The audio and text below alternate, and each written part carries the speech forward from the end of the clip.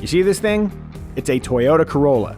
Yeah, that boring car you drove in college. But wait, something's different. This isn't the infinite void of vehicular dullness you know and I have no particular affinity for. The Toyota Corolla is in what, like its 12th generation? Heritage be damned, this is a sassy little beast. Built atop the same platform as the Corolla hatchback, the Corolla sedan is lower and wider than the previous Corolla and features an independent rear suspension that positively contributes to ride and handling. Applied to the right corner, the Corolla achieves flingable status thanks to, quick steering and composed handling. Granted, this particular Corolla is the sportier, top-tier XSE trim, but Toyota clearly now recognizes there is an emotional component to cars. For perspective, here's the more pedestrian LE trim, still quite nice. For more emotion, check out the modestly priced but still zippy-looking SE trim, which can be had with a 6-speed manual transmission. But what about drivers who want to have less fun? Toyota has you covered with the Corolla Hybrid. Yes, the Corolla is now offered as a not weirdly styled hybrid, offering a paltry 121 horsepower. If speed is your game, you'll want to play elsewhere. But if you dig efficiency, check out these numbers.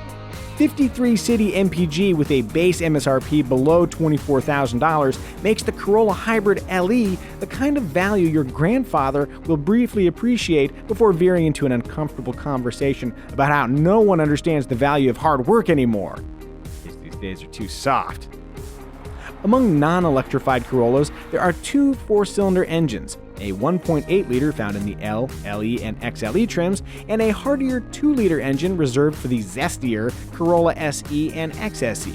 Interestingly, the smaller engine is not more efficient.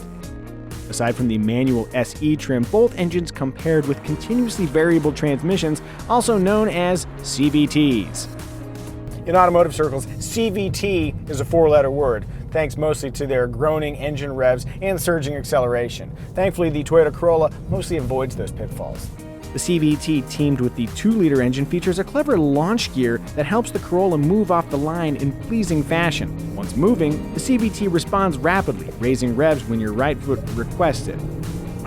Boy, that's a lot of R's. The Corolla's propulsive immediacy is matched by grabby brakes and a pedal to operate them that's got very light resistance. You can come to a smooth stop, but it takes a delicate touch. You gotta be smooth, baby. Before moving on, let's take a moment to talk about the interior. A lot of this stuff is copy-paste from my Corolla hatchback review. Let's see. Material quality is weirdly good for a compact car, especially on the higher trims. Note this stitching. The center armrest needs more padding, but I love how it slides, letting me rest my elbows while keeping both hands on the wheel. And the front seats offer long-distance comfort with serious lower back support from the available power seats lumbar adjustment. Oh, yeah. Yeah, that's really nice. I also dig the nicely adjustable driving position, though for my body type, just a bit more extension from the telescoping steering wheel would move me just that much closer to 100% comfort. So this is pretty good. Oh, and the visors extend to laterally block a vengeful sun. And before you leave a comment telling me I'm derivative, I was testing sun visors long before the straight pipes made it a thing. Yuri, Jacob, love you guys. In back, headroom is tight for taller occupants, but my knees clear the seat back, at least with a Micah-sized 5'10" driver up front. The middle spot is cozy though. One more neat thing, if you're a super cool dad who still cares somewhat about safety, in the gauge cluster there's a little display showing which of the rear seatbelts have been latched. As a concerned father, that matters to me.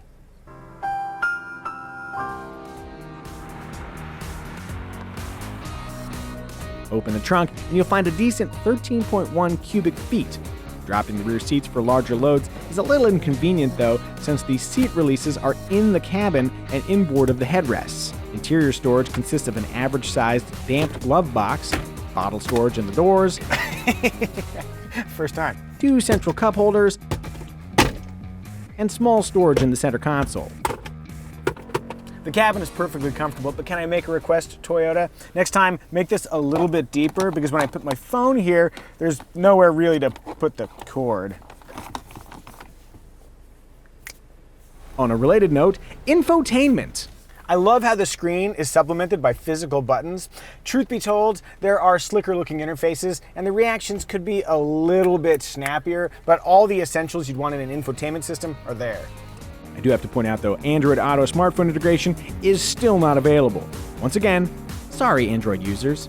However, iPhone users have been granted standard Apple CarPlay throughout the Corolla lineup. Other Corolla standards include power windows and locks, LED head and taillights, 8 airbags, a 5-year 60,000-mile powertrain warranty, and Toyota Safety Sense 2.0, a suite of driver-supporting technologies like lane departure warning with steering assist, automatic emergency braking with pedestrian detection, and dynamic cruise control with stop-and-go abilities on CVT models. In action, the systems work with competent finesse. For example, yesterday I was coming home with the dynamic cruise active and a car pulled in front of me, and the Corolla didn't freak out. It just smoothly applied the brakes, we slowed down, and then kept on going. No drama. We already have enough of that in the LBC. While we're on the freeway, I will note a slight wandering tendency and somewhat darty high-speed handling thanks to the same speedy steering ratio that feels so lovely at slower speeds. At the same time, ride quality is good. The latest Corolla is both smooth and sassy, which sounds like a good description for a barbecue sauce. The cheapest Corolla L trim has an MSRP around $20,500, including destination charges. That's fine, but for our money, we'd step up at least one trim level to the LE trim to add stuff like automatic climate control, a center rear armrest, and an upgrade from a 7 to an 8-inch touchscreen. Even further up the food chain, you can outfit your Corolla with smart key access with push-button start, blind spot monitoring, and wireless phone charging. Maximum Decadence yields an XSE trim with an MSRP under $28,000. Filling out the competitive set, we've got the Kelley Blue Book award-winning Honda Civic, the suddenly upscale Mazda 3, the value-rich Kia Forte, the all-wheel drive Subaru Impreza, plus a few others. Like its cooler-looking hatchback sibling, the Corolla sedan is comfortable, competitively priced, packed with safety, and has a Toyota badge, so resale values should remain strong. Most importantly, it's fun. Like the uptight nerd in a screwball comedy, the Toyota Corolla has learned a valuable lesson about letting loose. That's a lesson we could all use a refresher on. Fun time, yeah!